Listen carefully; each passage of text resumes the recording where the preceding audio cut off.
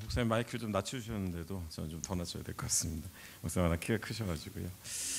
예, 여러분들 또 주일날 또 우리 하나님께서 구별하신 날에 함께 하나님의 말씀과 또 기도와 찬양을 통해서 함께 하나님께 나아갈 수 있다는 것 여러분 잊지 마시기 바라는 것은 정말 하나님의 백성에게만 허락된 특권이고 세상의 모든 사람들이 아직 누리지 못하는, 그래서 우리가 우쭐할 것이 아니라 그들도 누리게 해야 되는 그런 사명, 책임, 그런 우리의 마음속에 소망함들이 있어야 될 줄로 믿습니다. 오늘 저는 여러분들과 사상과 소행이라는 제목으로 말씀을 나누려고 합니다. 여러분들 요즘 많이 유명해진 아프리카 속담이 있죠. 여러분들 아프리카 속담 가운데 멀리 가려면 함께 가고 빨리 가려면 혼자 가라는 그런 말이 있습니다. 요즘 부쩍 여기저기서 인용이 되는 것들을 저도 느끼고 있는데요. 여러분 멀리 가려면 함께 가야 됩니다. 하지만 빨리 가려면 그냥 몇 명이 자기의 마음대로 달려나가면 됩니다. 저는 지역교회 안에 선교라는 것이 이와 같다는 생각을 합니다. 마지막 때에 주님께서 언제 오실까? 미전도 종족에 대한 관심을 가진 이들은 줄어들어가는 미전도 종족의 숫자를 세고 있습니다. 또 아직도 지리학적인 어떤 지정학적인 관점을 가지신 분들은 얼마나 많은 교회가 세계에 분포하고 있느냐라는 것들을 보게 됩니다. 그런데 저 개인적으로도요, 선교단체에서 또 지역교회 안에서 선교라는 주제 아래 성도님들을 만나고 또 여러 가지 회의에 참석하고 나름 부족하지만 사역의 현장들을 다니면서 깨닫는 것은 마지막 때 하나님께서 기다리고 계신 것은 어쩌면 한 명의 영웅이 태어나서 마지막 미전도 종족 가운데 깃발을 꽂는 것이 아니라 이미 복음이 뿌려지고 그 안에 세워진 수많은 그리스도의 몸된 교회가 이제 선교적인 자각을 통해서 선교적인 회심을 통해서 온 원근 각처에서 일어날 때에 주님 다시 오시는 그날이, 주님께서 이 땅 가운데 오시는 그날이 앞당겨지리라라는 것을 믿게 되고 보게 되고 확신하게 되었습니다. 여러분들 교회가 선교적 회심을 한다는 것, 우리 교회는 선교 열심히 하는데요, 우리 교회는 선교에 대해서 열심히 있는 교회인데요, 사실 부산 대천교회에서 깜짝 놀랐습니다. 정말 많은 일들을 감당하고 계신 것, 그것은 저에게도 적지 않은 도전이 되었습니다. 근데 여러분 이것이 우리가 방심해서는 안 되는 것은 뭐냐면요, 여러분들 사도행전의 이야기 속에 위대한 사도의 이름이 베드로가 나오는데요, 그 베드로의 이름을 우리가 거명하면서 그 이름 가운데 예수님의 수제자, 또 초대교회 반석이라는 그런 닉네임을 가지고 그가 가지고 있는 영향력을 가늠해 보기도 합니다. 근데 한 가지 기억할 것은 여러분들 오순절에 베드로가 정말 멋진 설교를 통해서 수천 명의 회심자들을 얻는 그 장면 이후에 정말 베드로의 눈이요, 예루살렘과 유대에서부터 떠져서 하나님은 세계의 하나님이시고 모든 이방들, 모든 열방들도 우리와 동일하게 하나님의 백성이 되는 길이 열린 거구나, 우리가 그 일을 위해서 함께 나아가야 되는 거구나, 이건 바울만의 일도 아니고 이거는 특별한 안디옥 교회만의 일도 아닌 우리 모두가 이것이 하나님의 역사라는 것을 함께 고백하고 우리가 할 수 있는 일들을 함께 감당해야 하는 거구나 라는 걸 깨닫기까지요, 아마도 그의 인생 가운데 가장 큰 어려움 중에 하나였다고 할 수 있는 고넬료와의 만남까지 걸린 시간은 16년이었습니다. 여러분들 16년이라는 시간이 베드로에게 걸렸죠. 하나님의 은혜를 알고 하나님의 성령 충만한 가운데 초대교회를 세워가고 확장시켜가는 가운데 이것이 예루살렘만의 일이 아니라 유대만의 일이 아니라 이제는 모든 한 민족도 예외 없이 하나님의 민족으로서 하나님의 역사 가운데 함께 하나님의 백성이 되어져 가야 한다라는 것에 우리가 무관하지 않다라는 것을 깨닫기까지, 그의 결정적인 그 은혜의 순간까지 무려 16년이 걸렸습니다. 저는 이 말씀을 늘 마음속에 갖고 있습니다. 그리고 지역교회를 방문합니다.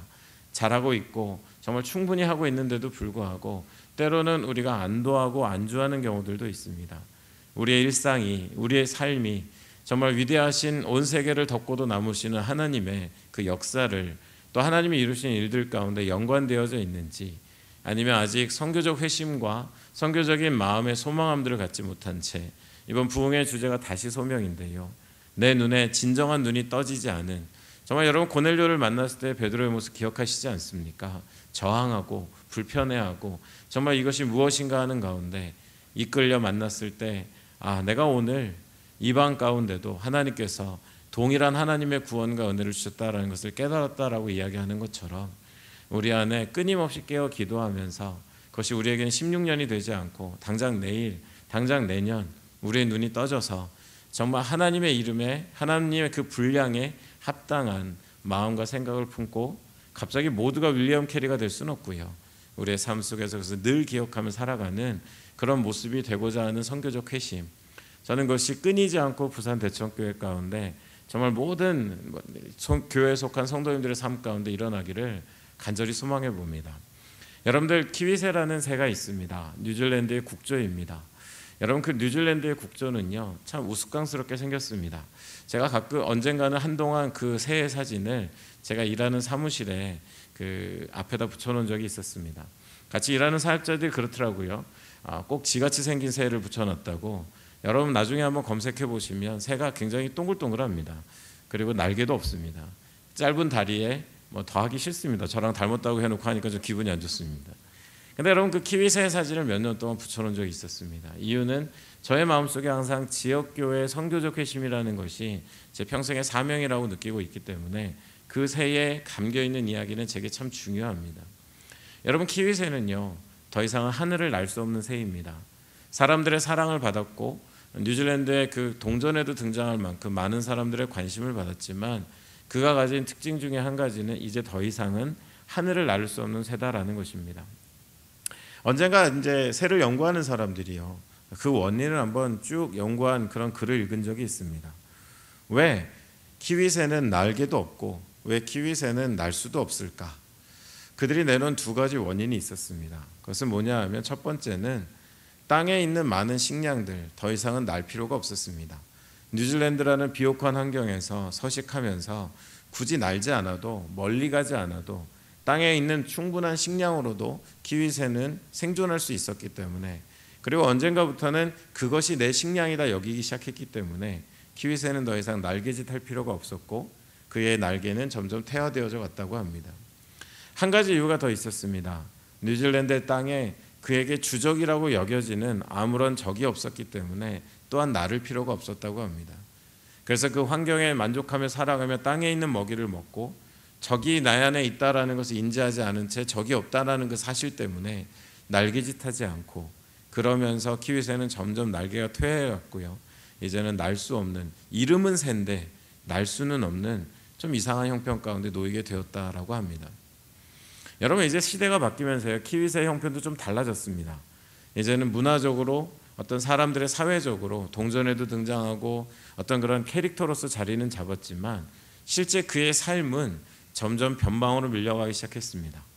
뉴질랜드에 많은 개발이 진행되고 사람들의 삶의 지경이 확장되면서 위협을 느낀 키위새들이 이제는 좀처럼 보기 쉽지 않은 것은 점점 변방으로 밀려나고 야행성이 되고 사람과 친화적이지 않은 그런 조류가 되었다라는 것이 또한 최근에 들려오는 이야기입니다.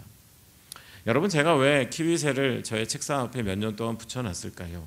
여러분 아직도 또 닮아서 이렇게 생각하고 계십니까? 여러분, 그 새에 담겨있는 이야기 때문입니다. 여러분, 교회는 어떤 곳입니까?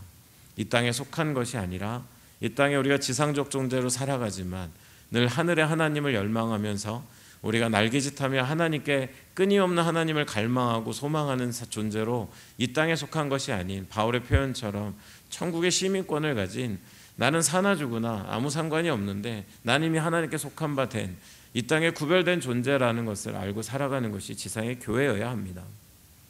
교회는 하늘에 속한 것입니다. 하나님이 그 교회를 통해 이 땅 가운데 하늘의 것을 풀어놓는 것입니다. 그러나 그 사진을 붙여놓고 기도했던 것은 어느 순간인가 새인데 날개가 없는 것처럼 하나님의 백성이고 하나님의 영광을 나타낼 자로 이 땅 가운데 보내신 바 된 하늘에 속한 자들인데, 하늘을 갈망하기보다는 어느 순간인가 이 땅에 존재하는 먹이에 내 배를 배불릴 수 있는 것들에 익숙해져 가고 이 땅에 우리를 삼킬 자와 같이 존재하는 영적인 도전, 교회를 무력하게 하는, 여러분 중력이라는 게 있죠. 모든 물체를 끊임없이 땅으로 끌어내리는, 여러분 사단의 중력도 끊임없이 교회에 작동하고 있습니다. 교회를 지상적 제도로, 지상적 모임으로, 지상적 기쁨과 종교로 끌어내려서 이 땅에 안착시키려고 하는 그 중력, 여러분 날개가 있다면 그 중력이 내게 작용할 때마다 저는 이러한 예배의 행위도 동일하다고 생각하는데요, 끊임없이 우리의 접혀진 날개를 펼치고는 나는 이 땅에 속한 자가 아니고 이 땅에 어떠한 것도 나를 구속할 수 없다라는 것을 온몸으로 보여줄 수 있는 것, 그것이 교회여야 할진데 너무 이 땅에 있는 것에 만족하고 자족하며 살아가고 또 이 땅에 영적인 우리의 대적이 있는 것을 잃어버린 영적 전쟁을 소실하고 나서는 어느 순간인가 문득 깨달아서 하늘을 향해 날개치려고 하는데 내 날개가 너무 퇴화돼서 이름은 샌데 날지 못하는 것이 당연한 것처럼 이름은 교회고 이름은 그리스도의 몸인데 이 땅에서 사회 구성원으로 사는 것이 너무도 마땅하고 인간적이고 상식적이고 현실적이다라는 그 의식,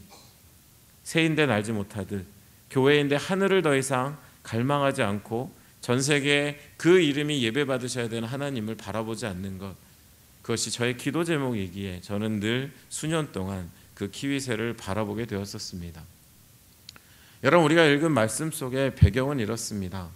초대교회, 정말 복음으로 살고 복음의 삶을 걸었던 사람들, 어떠한 제도의 힘도 어떤 문화의 화려함도 강력한 군사의 힘도 가로막을 수 없었던, 정말 우리가 늘 돌아가고자 하고 늘 닮고자 하는 신앙의 모델과 같은 초대교회 이야기입니다.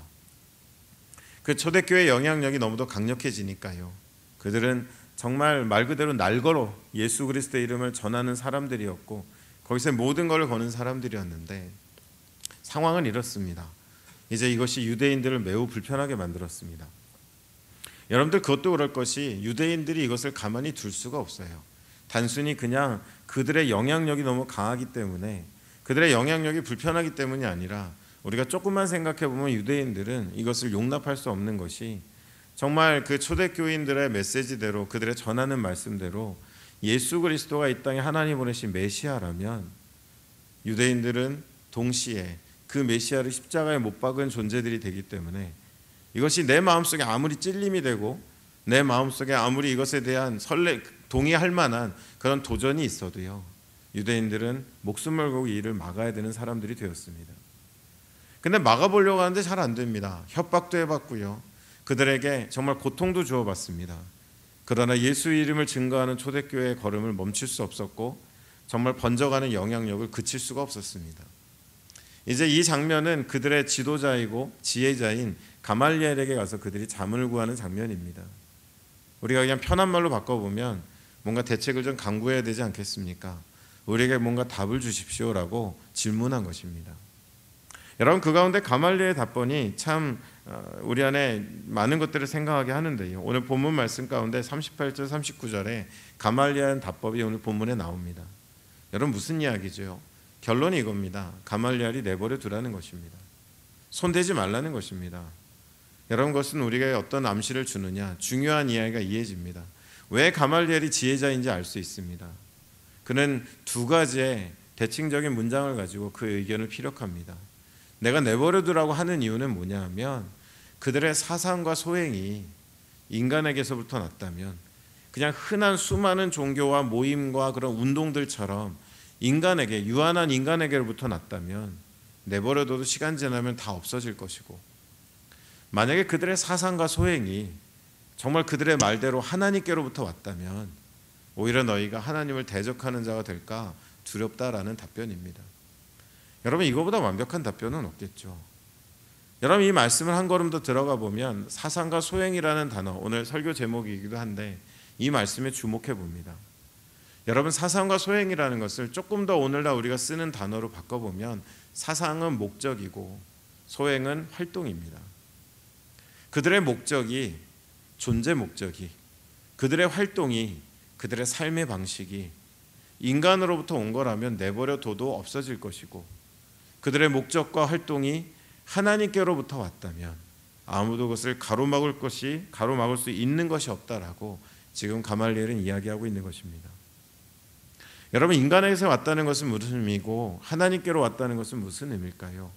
의외로 여러분들 아마 식당 같은 데 가시면 내가 먹고 있는 음식에 원산지, 재료들의 원산지 표시들이 있죠. 과연 그 원산지가 어디냐라는 그런 질문입니다.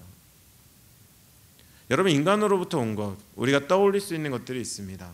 성경으로부터 출발하지 않은 수많은 전통들, 관습들, 어떤 특정인들의 취향들, 어떤 사람들이 습관적으로 아무런 의미를 담지 않은 채 반복해온 패턴들, 여러분, 이 모든 것들은 휴먼 오리진, 인간을 원산지로 하고 있는 것들입니다. 그것이 만약에 목적을 규정하고 그것이 만약에 활동의 근거가 된다면 그것은 얼마 가지 않아서 소멸할 거다라는 것을 가말리엘은 지금 이야기하고 있는 것입니다. 누군가의 유익, 누가 좋아하는 것, 누군가의 입장, 사실 여러분들, 저는 대청교회 며칠 머물지 않아서 교회를 모르지만 제가 경험한 곳 안에서는 교회 활동의, 교회 목적에 정말 많은 부분들이 그 원산지가 디바인 오리진, 하나님으로부터 온 것이 아니라 휴먼 오리진, 인간으로부터 온 것들이 참 많습니다.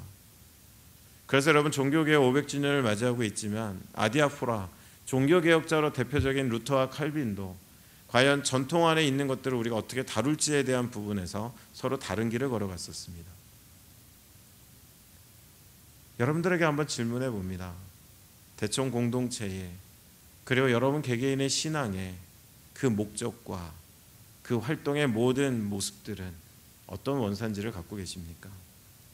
지금 여러분의 상황이 좋지 않으시더라도, 뭔가 극심한 도전 가운데 있더라도, 대청교회 상황을 저는 모르지만 대청교회를 둘러싼 거 안에 여러 가지 정황 속에서라도, 여러분, 한국교회가 좀 어렵다니까 사람들은 자꾸 방법론을 고민합니다. 뭘 하면 될까? 그러려면 우리가 점검해야 될 것은 우리의 사상과 소행입니다. 과연 우리는 무엇을 위해 모였는가? 우리의 궁극적인 목적은 무엇인가? 그리고 우리가 하고 있는 모든 많은 사역들과 활동들, 또 내 일상 속에 담겨있는 누많은 시간들을 채워가는 그 모든 움직임들은 과연 어디로부터 온 것인가? 그것이 승자와 궁극적인 패자를 가르는 하나님의 기준이고 우리가 반드시 거치고 고민해야 될 부분이다라는 것입니다. 여러분, 하나님으로부터 온 그 디바인 오리진은 뭘까요? 말씀입니다. 하나님의 성령의 인도하심입니다. 그리고 놓칠 수 없는 것은 선교입니다. 하나님은 선교하시는 하나님으로 인간의 역사 가운데 들어오셨고요.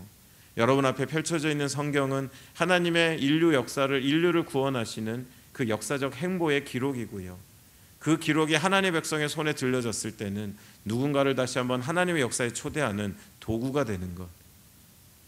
여러분, 그래서 선교는 단순히 선교부의 활동이 아니라, 선교라는 특정 기간에 이루어지는 특별 활동이 아니라 교회가 존재하는 존재 목적이고 그리스도의 몸으로서 우리 안에 모든 교회의 모든 것들을 점검해 볼 수 있는 뿌리와 바탕이 된다라는 것입니다. 근데 여러분, 우리가 다시 한번 점검해 볼 수 있는 이야기 한 가지를 더 드리면요, 저는 기업 이야기를 하려고 합니다. 제가 한 10년 된 것 같습니다. 제가 청년부를 그 당시 담당하고 있었는데 청년들을 좀 데리고 어떻게 하든 얘네들을 좀 고급 교육을 한번 시켜볼까라는 그런 마음에 어떤 분이 한국 자본주의에 대한 기독교 전목에 대한 그런 책을 내셨고, 그것에 대한 요즘 북콘스트라는 말을 많이 쓰는데, 책을 출간한 예배를 드린다라는 기념 세미나를 한다는 얘기를 듣고는 저는 무작정 청년들을 데리고 리더들을 데리고 거길 갔습니다. 갔는데 굉장히 어색했습니다. 박사도 아니고 석사도 아닌 사람들 저희밖에 없었고요. 다들 거의 석박사밖에 안 오셨더라고요. 저희가 둘러앉아서 제공한 식사를 하는데 왠지 쟤네들은 왜 와서 밥만 축내고 있지, 뭐 이런 시선이 좀 느껴지면서 제가 상당히 무안했었습니다. 근데 여러분, 그때 굉장히 저에게는 소중한 순간이 있었습니다. 그 책을 쓰신, 지금도 기독교계에서 활발하게 의식 있는 리더로 활동하시는 그분께서 이런 말씀을 하셨어요. 여러분, 기업의 존재 목적이 뭡니까? 라는 질문을 던졌습니다. 여러분들 머릿속에 대부분의 사람이 갖고 있는 사자성어가 있습니다. 기업의 존재 목적이 뭐죠? 그럼 이윤 추구입니다. 저도 속으로 손을 들 용기는 없었고, 밥만 축내고 있는 입장에서 무슨 손을 들겠습니까? 근데 속으로 그냥 이윤 추구라고 답변했습니다.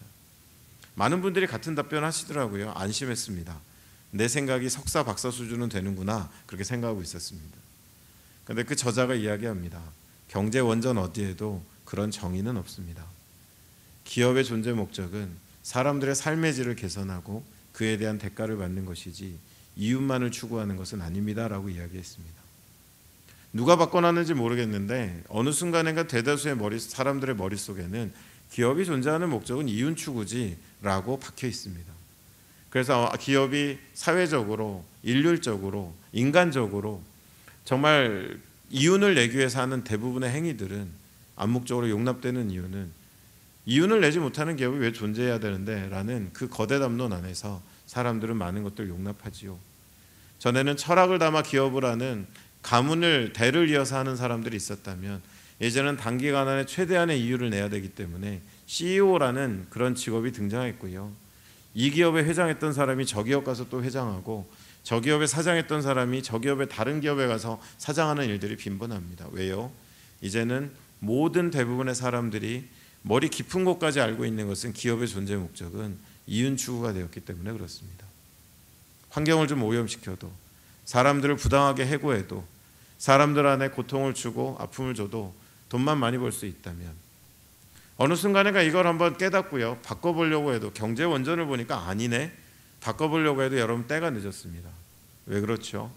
오늘날 대부분의 기업들은 주식이라는 것을 발행해서 많은 사람들에게 이윤을 나눠줘야 되는 것이 목적이 됐고, 투자를 받아 기업을 하기 때문에 그 투자자들을 외면하고는 생존할 수 없기 때문에 이제는 아무리 원전이 그렇게 이야기해도 기본적으로 이윤 추구라는 것은 깊숙한 곳에 뿌리 박혀 있는 모든 것 위에 있는 우선 가치가 되는 기업의 존재 목적이 되었습니다. 여러분, 교회의 존재 목적은 무엇입니까? 정말 원전이라고 할 수 있는 하나님의 말씀으로부터, 정말 초대교회 성도들이 이렇게 구별되게 만들었던 예수의 정신으로부터 온 것인지, 아니면 역사를 타고 흐른 가운데 기업의 이윤 추구처럼 누구도 함부로 건드릴 수 없고 누구도 함부로 그것을 해칠 수 없고 바꿀 수 없는 여러 사람들의 이해관계와 서로 다른 생각에 관습과 전통과 입장과 취향들이 어우러진 휴먼 오리진인 줄 알면서도 바꿀 수 없는 무언가가 된 것인지, 그래서 아마도 중세교회의 종교개혁은 수많은 사람의 생명을 요구했었고, 종교개혁이 이루어지기 전부터 수천만 명의 사람들이 성경을 회포하다 죽고 하나님의 복음을 가르치다 죽고 교황권에 저항하다 죽고 하는 일들이 있어서야만 일어났던, 그래서 개혁이라는 말이 붙을 수밖에 없었던 것. 여러분, 교회가 바뀌는 것, 교회가 그것을 점검하는 일들은 결코 쉬운 작업은 아닌 것 같습니다. 오늘날의 100년을 지속하는 기업들이 점점 줄어든다고 합니다. 기업이 갖고 있는 기본적인 존재 목적으로서의 가치 철학들이 없기 때문이겠죠. 여러 가지로 포장하지만 이제 그 심장부에는 이윤을 낸다라는, 이윤을 추구한다라는 것밖에 없기 때문에 역설적으로 오히려 기업의 수명은 줄어들고 있습니다. 1970년대에 미국의 500대 기업 가운데 3분의 1이 13년 만에 사라졌습니다. 오늘날 그 속도는 점점 더 빨라지고 있습니다. 그래도 아직 생존하고 있는 기업들을 보면 그 기업들이 완전히 다른 기업이다라는 얘기는 아니지만요, 아직 철학을 가진 기업들은 살아남아 있습니다. 여러분, 월트 디즈니라는 기업을 아시죠? 아이들과 가족들에게 꿈을 주기 위해서라는 기업 가치는 아직 전면에 걸려 있습니다. 여러분들 아시는 기업 가운데 네슬레라는 기업은 좋은 삶, 좋은 음식이라는 것을 아직은 추구하고 있다고 합니다. 물론 그 이면에 이미 잠식해가는 이윤 추구라는 것이 있는 것을 저도 알고 있습니다. 일본의 가장 위대한 기업을 살리기로 유명했던 한 기업가가 이런 글을 남겼습니다. 위대한 경영자는 변화를 추구하는 혁신가인 동시에 전통을 이어가는 철학자가 되어야 한다. 여러분, 너무 거창한 기업 이야기라면 우리 집으로 한번 돌아가 보죠. 제가 여러분들 나이가 그렇게 많지는 않은데요, 그것도 제 기준입니다. 근데 제가 어릴 때만 해도 집에 가훈이 있었거든요. 여러분, 지금 강의 시간이 아니니까 손 들어보세요라고는 하지 않겠지만 지금도 집에 가훈이 있는 집들이 얼마나 있으십니까? 전엔 가훈이 있었어요. 다른 건 몰라도 우리 가족은 정직하자, 다른 건 몰라도 우리 가족은 성실하자. 근데 여러분, 요즘 가훈이 있는 가정들이 있나요? 저는 한번 교회 안에서도 정말 기독교적인 우리 가정의 최고의 가치로서의 가훈을 다시 적어보면 어떨까라는 생각도 종종 합니다. 가훈이 사라졌습니다. 철학이 사라진 교육은 우리 젊은 세대를 기능인으로 만들지 참된 인간으로 성장시키고 성숙시켜가지 않습니다. 교육의 선진국의 전문가들이 한국을 방문하면 교과목을 보고 왜 삶과 관련도 없는 것들이 이렇게 많은 시간들을 차지하고 있냐라고 반문합니다. 여러분, 철학이 사라지고 분명한 존재 목적이 사라진 것. 저는 개인적으로 여러 가지 교회들을 만나고 또 크고 작은 기회 안에 교육자 그룹을 만나는 일들을 하는데요, 교회 목회 철학을 점검해 보면 목회 철학은 어디서 찾을 수 있냐면 만남에서는 못 찾겠고요, 나중에 모든 만남이 끝나고 집에 와서 홈페이지 들어가 보면 첫 페이지에 나와 있더라고요. 우리 교회 목회 철학은 이겁니다. 근데 저는 분명히 교육자 그룹을 만나봤는데 그런 철학을 느껴본 적이 없습니다. 여러분, 이렇듯 우리는 어느 순간인가 우리가 꼭 점검하고 점검해야 될 것은 존재 목적, 사상과 소액, 그것의 원산지가 어디인지, 그것을 떠받치고 있는 그 근거는 무엇인지를 우리는 점검해 봐야 한다라는 것입니다. 우리가 읽진 않았지만 여러분, 이어진 말씀 속에 이와 같은 사상과 소행이 하나님께로 왔기에 누구도 그들을 꺾을 수 없었던 초대교회의 삶은 어땠을까? 많은 풍성한 자료들이 있지만 이어지는 세 개의 구절 가운데 간단하게 세 가지를 우리가 살펴볼 수 있는데, 40절로 42절에 있는 말씀을 여러분 길지 않은데요, 오늘 본문 말씀은 아니었지만 저랑 한번 한 목소리 같이 읽으셨으면 좋겠습니다. 40절로 42절까지입니다. 함께 읽겠습니다. 그들이 옳게 여겨서 사도들을 불러들여 채찍질하며 예수의 이름으로 말하는 것을 금하고 놓으니 사도들은 그 이름을 위하여 능욕받는 일에 합당한 자로 여기심을 기뻐하면서 공회 앞을 떠나니라. 그들이 날마다 성전에 있든지 집에 있든지 예수는 그리스도라 가르치기와 전도하기를 그치지 아니하니라. 아멘. 그와 같은 초대교회는 먼저 첫 번째로, 여러분, 이들이 왜 채찍질 당하고 그래도 아무래도 맞는 말이다라고 노임을 받았을까요? 죄목은 하나입니다. 예수를 증거한 것, 그 예수의 이름을 담아 살아간 것, 그것이 그들의 죄목입니다. 그 모든 사상과 소행이 원산지가 하늘이었던 초대교회는 첫 번째로 예수로 살고 예수를 드러내는 공동체였었습니다. 여러분, 이것은 너무 당연한 이야기로 들리시죠? 그러나 여러분, 예수를 믿는다는 것이 어떤 것일까? 공동체 안에, 개인 안에 어떤 것일까? 저는 여러분 이런 정의를 갖고 있습니다.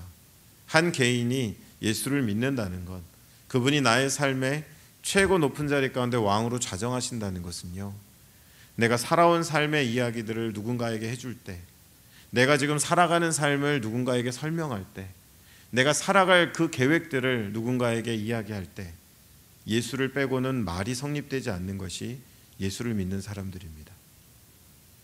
예수라는 두 글자를 빼고는 내 삶을 어떤 문장으로도 완성시킬 수 없는, 이야기가 성립되지 않는 그 걸음을 걸어가는 이들이 예수를 믿는 사람들입니다. 공동체는 모인 곳에 예수의 얘기가 나누어져야 됩니다. 모인 곳에서 예수의 감동이 나누어져야 됩니다. 여러분들 20년 30년 같은 교회를 다니지만 정말 내 옆자리에 늘 앉는 그 권사님이, 나랑 늘 당회에서 만나는 그 장로님이, 나와 그 선교부와 봉사부에서 만나는 그 집사님이 어떻게 예수를 만나는지 서로 교감하거나 나눈 적이 없다면 우리는 심각하게 우리 자신을 점검해 봐야 합니다. 우리 인생에 그거보다 더 중요한 이야기가 없는데 그거를 서로 공유하지 않고 서로 알고 있다, 형제가 된다, 자매가 된다라는 것은 저는 불가능하다고 생각합니다.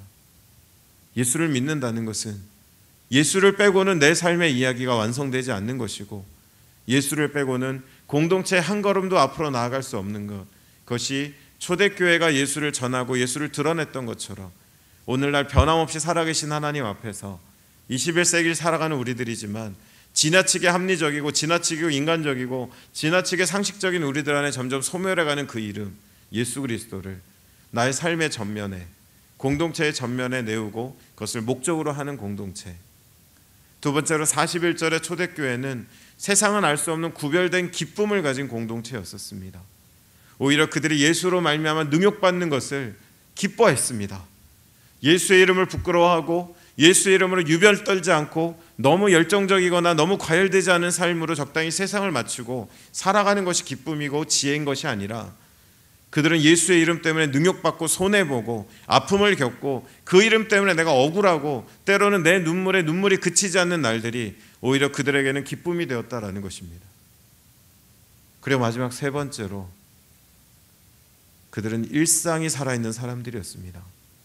여러분 42절의 말씀에 그들이 날마다 성전에 있든지 집에 있든지 예수는 그리스도라 가르치기와 전도하기를 그치지 않았다라고 했습니다. 공간적으로 그들은 일상성이 살아있었습니다. 시간적으로 그들의 일상성이 살아있었습니다. 방법적으로 그들에게 일상성이 살아있었습니다.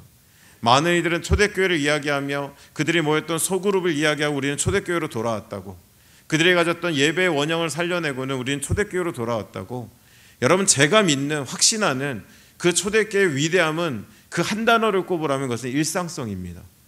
삶과 신앙이 분리되지 않은, 성전 안에서의 신앙이 아닌 내 살아가는 모든 순간, 내 호흡하고 있는 모든 시간과 공간 속에서 예수는 그리스도라 주라 가르치는 것을 그치지 않는, 이것은 여러분에게 매번 전도지를 들고 다니고 예수 천당 불신족을 외치라는 것이 아니라 내 안에 예수가 가득함으로 내 삶을 이야기할 때마다, 내가 어떤 이에게 다가갈 때마다, 내가 삶의 목적을 정하고 방식을 정해갈 때마다 나의 원산지는 하나님이시니까 내 살아가는 삶의 모든 모습이 말씀이 육신이 돼 우리 가운데 와신 예수 그리스도처럼 그분의 복음이 내 안에 육신화되어서는 내가 성전에 있든지 집에 있든지 예수는 주라 가르치고 전도하는 일을 그치지 않는 그 일상성, 그거를 당할 수는 없었습니다.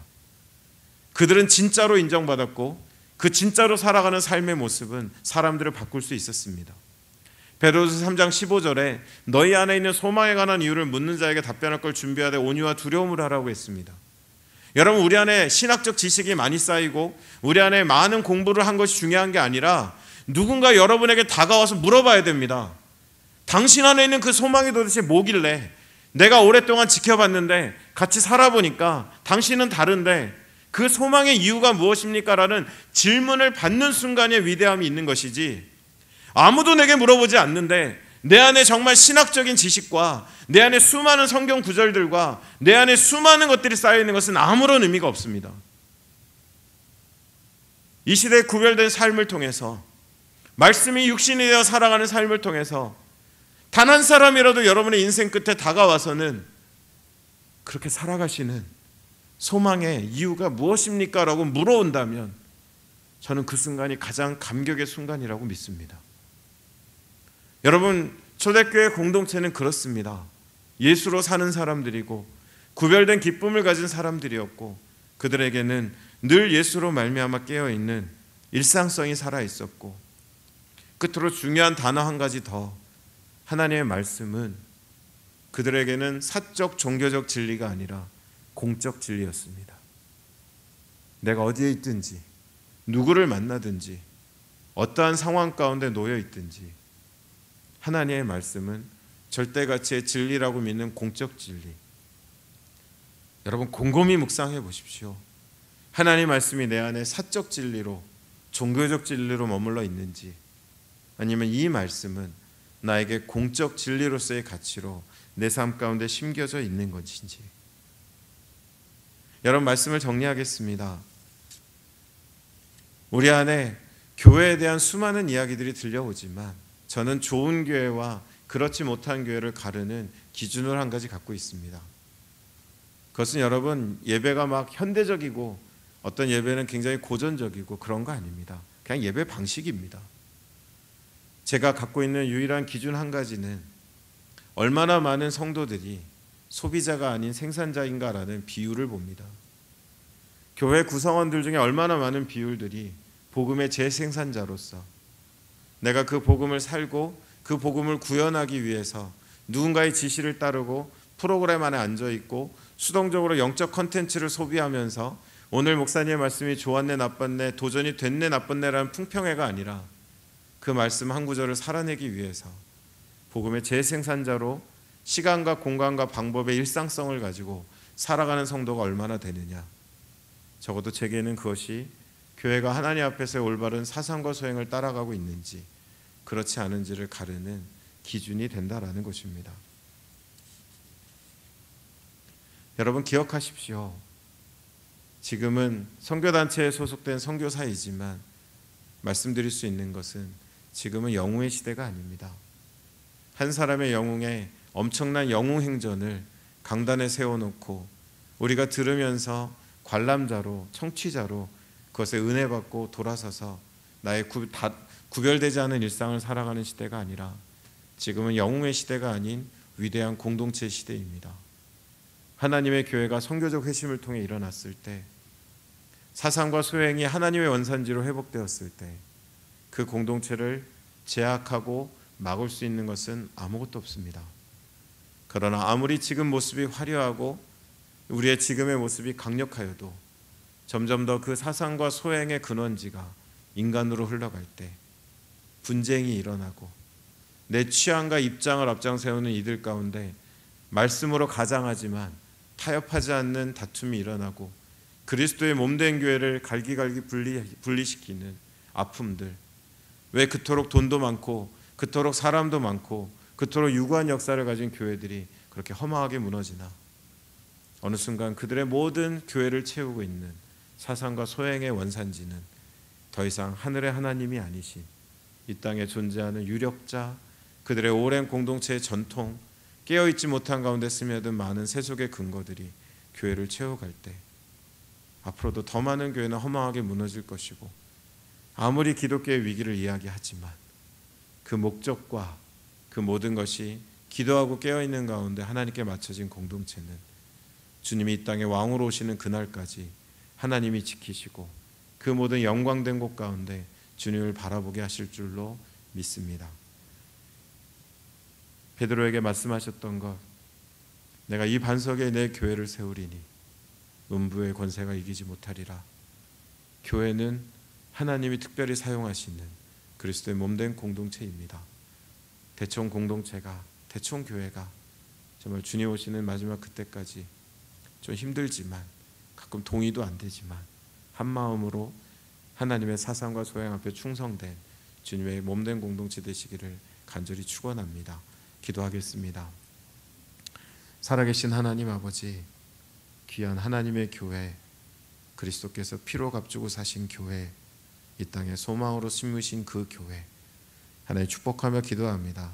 부산 대청교회가 이름은 새인데 날개를 잃어버린 존재가 아니라 언제든 중력을 이기고 이 땅에 미련두지 아니하고 하늘의 하나님을 향해 날개칠 수 있는 하나님의 살아있는 공동체 되도록 깨어 기도하고 살피는 가운데 교회를 채워가는 모든 사상과 소행이 인간이 아닌 하나님께로부터 온 것이어서 마지막 주님 오시는 얼마 남지 않은 왕으로 오시는 그때에 가장 앞에서 주님 오시는 그 영광의 날을 맞이하는 거룩한 신부로 하나님 앞에 설 수 있도록 주님 함께하여 주시옵소서.